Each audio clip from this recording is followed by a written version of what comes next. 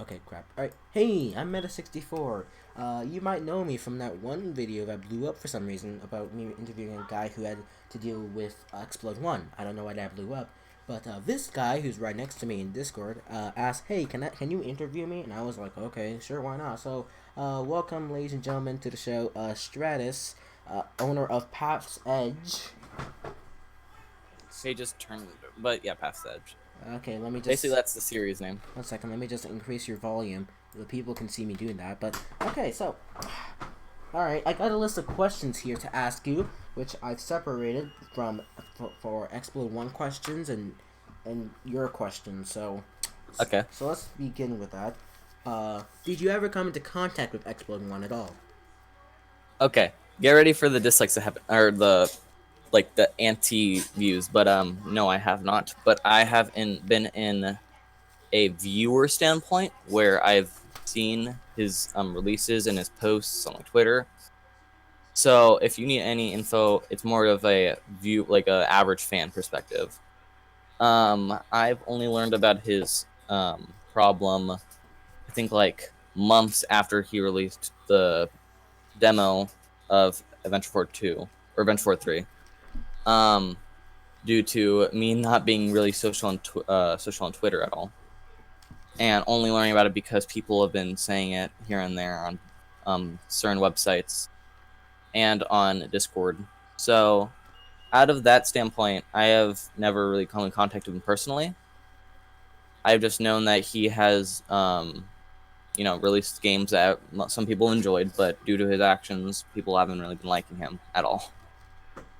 But hopefully, he's getting help for it, and hopefully, in the end, we'll be safe. We'll be, happy in the end. But we don't know. So, any other questions? Okay, next up, what's your history with AF2 just in general? Well, I think instead of starting with AF2, it's more like starting with Super Paper Roblox, because that was the first game I ever played of Explode Ones. Um, I think I just found it one day, and I got really intrigued because I really like Paper Mario, and the theme of paper in general. I mean, being an artist, got really intrigued. So I played that game, loved it. I even 100% completed it, and then I went on to playing Adventure 4 2 when that released, because that released like a year after I played. After I finished playing on Paper Roblox, that was when that released. So then I played that game. I really liked it. I wanted to complete that one too.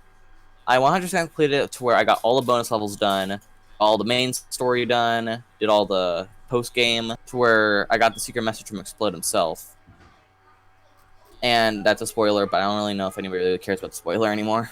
Well, thankfully, I already finished. I finished the game before we did this interview. I'm so Yeah. happy. So, Anyways, what other questions? next up, now we're getting into the questions that concern you specifically. Tell me more about the plot of Page's Edge, Page Turn. No, Path's Edge, Page Turn. Sorry.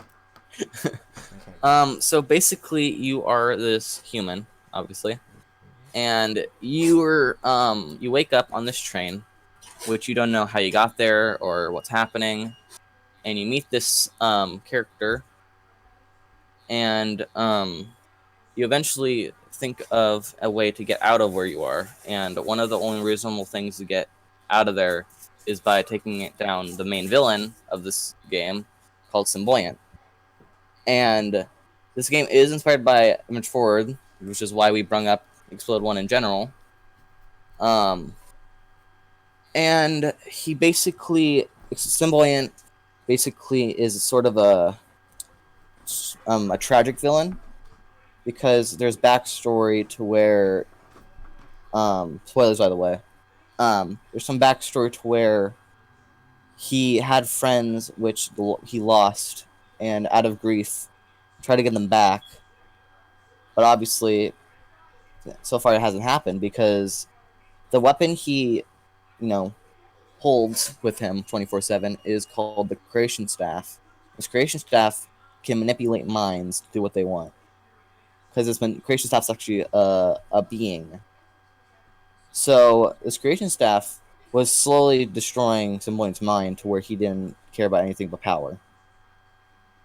So Symboyant was hungry for power, and it's somehow linked to you in a way, which is something you'll find out in the game. And there are these special kind of signs you'll meet called tainted signs, and there are these 3 special characters, technically 4, but you already know which one the 4th one is when you start the game. But these 3 other tainted signs, some have a bone to pick with Symboyant in a way for some reason. And you don't know that until you play the game and understand the story. But what you'll technically do in the game is go through these many planets, inhabited by enemies, and these sort of kind of signs called world signs, I call them, where it's like a specific sign lives in a world, sort of like Adventure 4 2, where there's a sign per door, and you collect these pieces, these collectibles called sparkle pieces, and these sparkle pieces are fuel for Navic's train that he rides to go to the other planets. And then the more sparkle pieces you get, the more further you can get to Symboyant's castle, which is your main goal. And so Symboyant is trying to stop you from that goal. So what he does is he summons enemies to, get in your way. But there is a secret anti-hero who you learn about. I think you actually learn about him in the first world. You meet him in the first world as a boss fight. And his name is Shroud. He's this green and yellow being sign who doesn't really have any history of his own. He just needs to stop you for some weird reason. And in that fact, you meet him multiple times in the game. So far, at least 3 times. You meet him in the first world, the 5th world, and another world, which I'm not going to go about because it is a secret. But it's classified. But basically, you meet up with him enough, and you learn about his history with what's going on, and how he's tied in with all this. And that's basically it so far. Yeah. Okay. So, next question. What is the antagonist's backstory? Like, go more into detail about, what this guy is all about. Okay. This is gonna be a doozy, but, Is it now? So, oh yeah, it gets a bit complicated. So, technically, there are 2 villains. And if you're talking about Symboyant, which I'm guessing which one you're talking about is Symboyant. Symboyant's backstory is that he used to be just a regular sign, just like all the rest of the people. He had 2 friends, and they were the only things in that universe, like entirely. Everything was white. There was nothing there for those 3 people. These 3 signs got along and became best friends.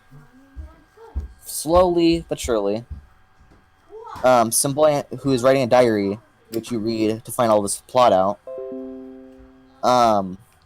is seeing that his friends are slowly turning sour towards each other for some reason, which doesn't know why. But they eventually have a conflict where they fight, and they both end each other's existences by, destroying each other. And in the grief, Symboyant found the creation staff somehow. And after finding it, the creation staff slowly tells him that he can steal Earth's life force to revive his friends. Symboyant, really desperate to get his friends back, obviously takes that offer. But the more he has the creation staff around him, the creation staff slowly starts sucking away at the sympathy that Symboyant has. And eventually Symboyant forgets why he's even collecting Earth's life. And the staff eventually just manipulates him into getting him to do it for power instead of his friends. So, technically, Symboyant's sort of not at fault here. If anything, it's a creation staff. But Symboyant is technically manipulated to do what the creation staff wants. Alright. Yeah. So, now we're getting into the development questions. This one's gonna be a doozy for you, I think. Uh-huh. Alright. As of right now, how far are you into development? So we are actually developing 2 things at the moment. Due to us trying to do a demo first before releasing the full game to see how people like the game, we are currently working on assets and scripting and boss fights and collectibles, etc. for the first world. And if we feel like we can do it and we feel like we have the time, we'll try to kick in the hub into play, where you spawn at the hub and then you can select the first world manually. And So far, the demo I have ideas for so far only consists of one boss fight and 3 to 4 collectibles, depending on how we go about this. You will meet at least 3 signs in demo. Again, if we do the train idea, so 2 to 3 signs. You'll meet Novik if we do the hub. You'll meet Florna, which is the first sign you'll ever meet after Novik in the story. And then you'll meet Shroud as a boss fight. Mm-hmm. So that's technically all the development we have ideas for. Okay. And we have models for the train. We're continuing development on the first world, which is like, let's say 1/4 done. We have the main area. We're just starting to make the paths for the collectibles. We also need to have a place for a boss fight, but still, basically starting it off. Okay. So that's where you are right now. Uh-huh. Okay. Next question. This is I'm not asking you like exactly when you think, but predict. When do you think you'll have the demo complete? I hope by next either summer or fall. Okay then. If we get our priorities, if we get everybody's priorities done. Okay. So my notes say close off this, but I'm not gonna. I'm going to ask you one more question. Okay. Describe the gameplay of PEPT. I'm gonna say it's a mix of a couple things. Mario Galaxy, Mario Sunshine, Venture 4 2 basically, and it has the moveset of like Hat in Time. Hmm. And the plot is as serious as what?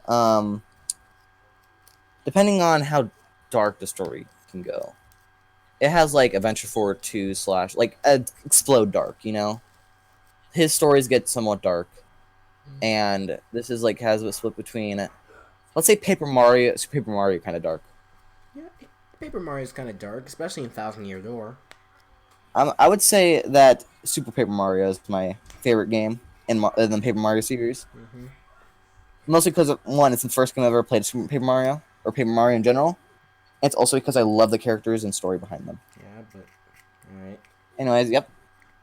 So, so that's what you think your game is: a mix of Paper Mario, Mario Galaxy, Mario Sunshine, AF2, and Hat in Time. That is your concoction. That's your concoction. So, that's all the questions I have. Sorry for this interview being so short of it because, well, Kai's interview was like almost a fucking hour. So, That's also because he had a lot more info to give and a lot more history of Explode 1 compared to me. yeah.